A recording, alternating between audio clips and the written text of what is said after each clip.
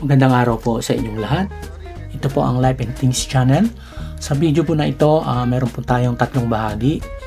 Ang una po ay yung kumakain si Senator Alan Peter Cayetano kasama si Senator Robin.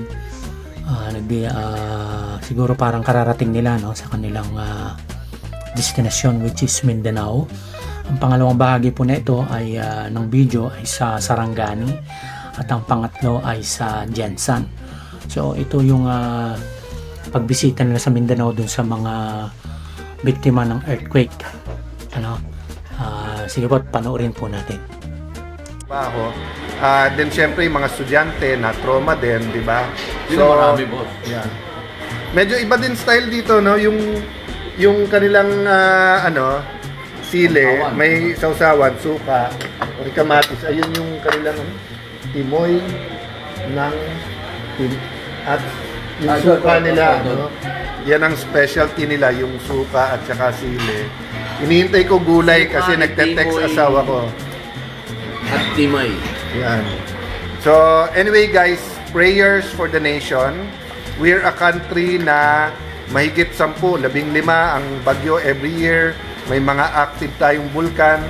Tapos yung linog o earthquake, di ba? Last year sa Cebu, nung nagka-Yolanda, right before that sa Bohol, grabe yung ngayon, napakaraming lugar dito sa Mindanao. So, they appreciate the help. Any help, relief is very important, pero rehabilitation. We have to see things through. Hindi pwedeng gobyerno tapos bahala na si Batman o bahala na kayo, no? Kaya ako nilagay yung na yan, Senator Alan at Senator Robin. Alan and Robin. Hindi pwede puro release. Kaya nilagay ko yan. Good vibes lang po. May gamot talaga doon sa cancer ng ating lupa. Kaya ako po ay mga mahal kong kababayan. Maraming salamat po sa inyong suporta sa aming pinuno, sa aming samahan.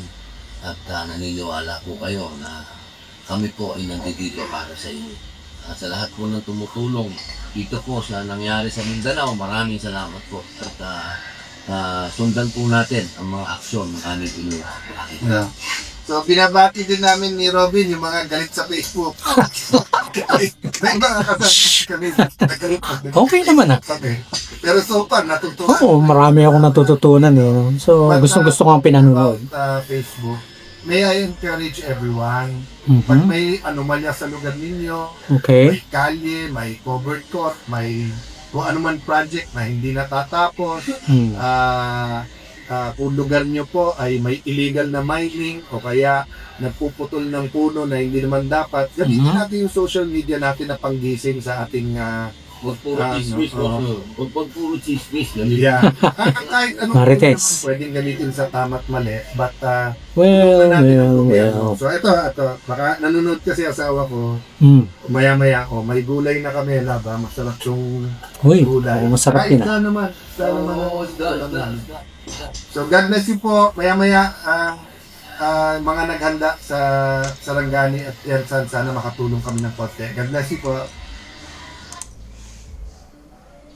Ito yung pangalawang bahagi. Ito yung sa Sarangani. Pinagpunta sila sa Sarangani. Yan po ang nasa Jeremiah 29:11. Si Jeremiah po ay kinikilala ng Hudyo, Muslim at Kristiyano. Ang mensahe po niya, kahit anong bigat ng ating inaharap, may planong maganda ang Panginoon sa atin. Tama po ba? At napansin niyo po yung dulo, plano ng pag-asa at kinabukasan. Meron po bang kinabukasan, mga taga-Malapatan? Mayor, maganda ba ang inyong kinabukasan? Mayora, pakisabi sa katabi mo, maganda plano ni Lord sa iyo. Diba? So, alam niyo po, nung nagkalinog, pwede ako mag-practice magbisaya. So, nakipagstoryahan si Kong Carol sa ako.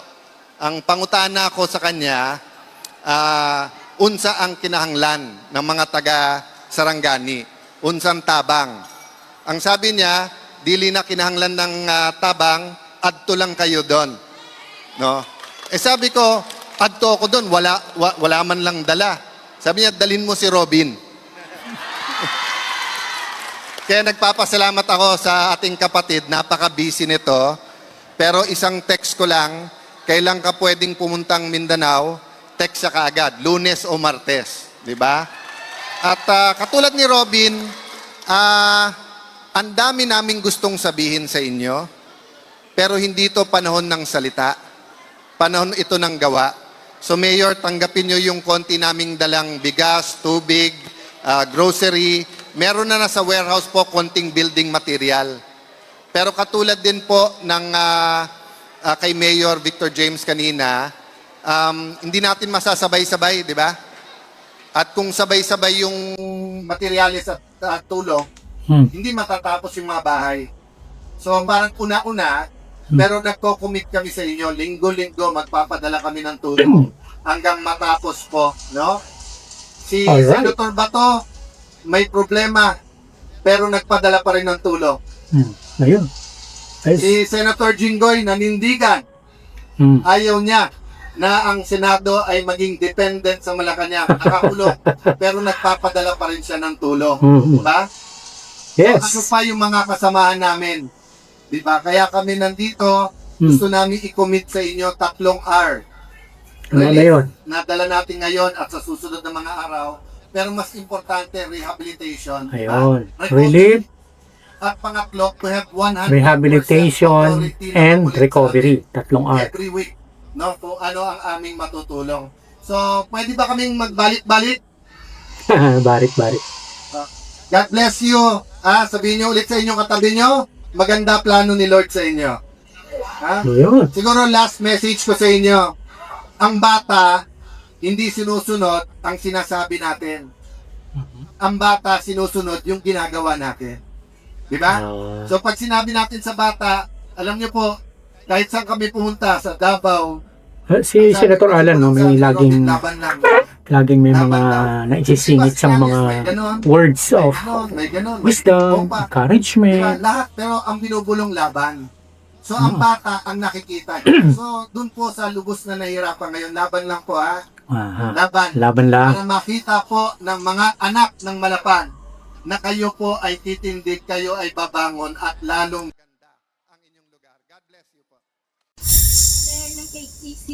Ito po yung ikatlong bahagi Pero video. behind all, Ito po ay sa Jensan. No? Salamat po kami ng lubos Bumisita sila sa sa mga Jensan. taong naging instrumento na maging yung mga Ayan, may expenses nagsasalitang po isang ng ospital, lokal ng Jensan. po sa amin, Malamang ito nagpapasalamat lalo-lalo na sa sa mga kanya prayers natanggap na na tulong. maging okay po yung mga anak ko. Ayun. Maraming salamat Kaya po. nagpapasalamat At siya. sa atin pong lahat na kahit po ganito po ang nangyari sa ating buhay, maging matatag po tayo dahil nandyan po ang Diyos na umaalalay po sa atin. Salamat At magtiwala po tayo sa process na kanyang Kawawa din ginawa yung sa inabot atin. nila, no, sa Dahil earthquake. behind po nito, may maganda pong mangyayari po sa ating buhay. Yan. Maraming salamat po. Ayun. Sa magandang mensahe ni ate. No? Ayan. Ayan, sasalita na si Idol. Ayun, si Idol Robin. Alan and Robin. Alhamdulillah, Rabbil Alamin. Mga magandang hapon, mga mahal kong kapatid. Sa mga kapatid po natin Kristiyano, sumayin niyo ang kapayapaan. Yan. Ako po ay, siyempre, unang-una nagpapasalamat po sa ating Mayora Pacquiao. Maraming salamat Ayan, no? po. Lugar nga pala ito ni Kay Congresswoman, Manny maraming salamat po. Pacquiao, no? Mga kamag-anak Ito ni po, Manny Pacquiao pagpunta yan. namin dito, ako po ay, siyempre, kailangan po natin bigyan ng masigabong palakpakan Ayan, ha? ang Senate President ng Taong Bayan. Yes! Idol Alan and Idol Robin. Isang taong hindi po nakakalimot sa inyo. Mhm. Isang taong hindi po nalilimutan kung ano ang kailangan ng taong bayan, lalong-lalo na po dito sa General Santos. Yes. Nagpapasalamat po ako sa kanya at ako po ay kanyang inimbitahan na sinabi niya, "Liga, puntahan natin yung mga kapatid mong Muslim at Kristiyano." Alhamdulillah. Mhm. Kaya ngayon po, nandito kami kasama po ang ating idolo, Senator Alan Cayetano. Ayun. Yes, sir. Maayong hapon sa kaninyong tanan. Pakinggan po natin si Senator Alan. Ako Bisaya, pero dili pa maayo magsulti. Kinahanglan nakastoryahan si Mayor ug si Congresswoman. Marunong siya magbisaya pala, no? Ako, di ba simula sa ating pagkabata, Mm. tinuturo sa atin kung anong iyong itatanim. Siya ang iyong aanihin. So I'm so honored by your speech sa testimony mo. Kasi kami magsabi na may magandang mangyayari sa inyo. Pwede niyong sabihin, hindi niyo naman na-experience yung linog eh. Di ba? Pero kayo na na-injure at grabe yung nangyari sa inyo, pero nakakapag-testify kayo. Nandyan ang Diyos at babangon tayo. Pakisabi sa katabi niyo, babangon tayo. Yun, no? Ang ganda ng salita ni Senator Alan. Pakisabi sa katabi mo, mahal ka ng Diyos.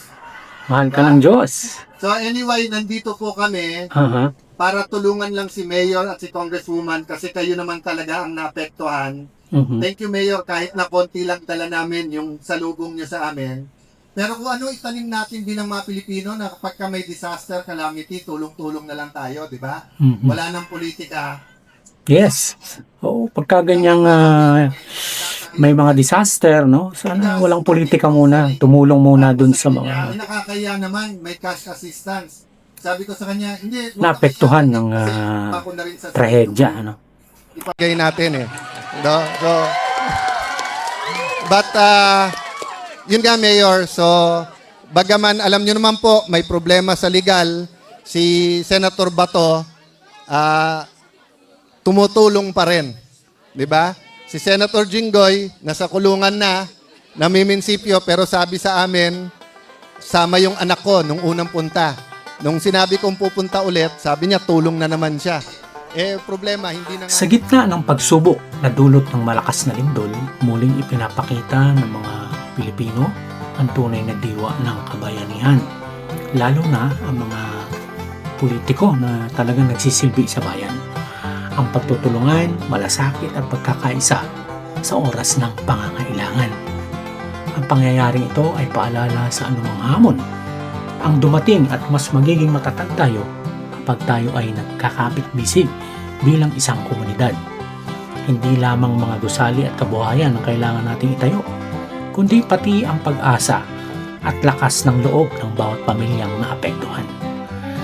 Naway magsilbing inspirasyon ang pagkilos ng mga taong handang tumulong upang ipaalala na ang tunay na liderato ay nakikita sa serbisyo at ang tunay na lakas ng isang bayan ay nasusukat sa malasakit nito sa kapwa.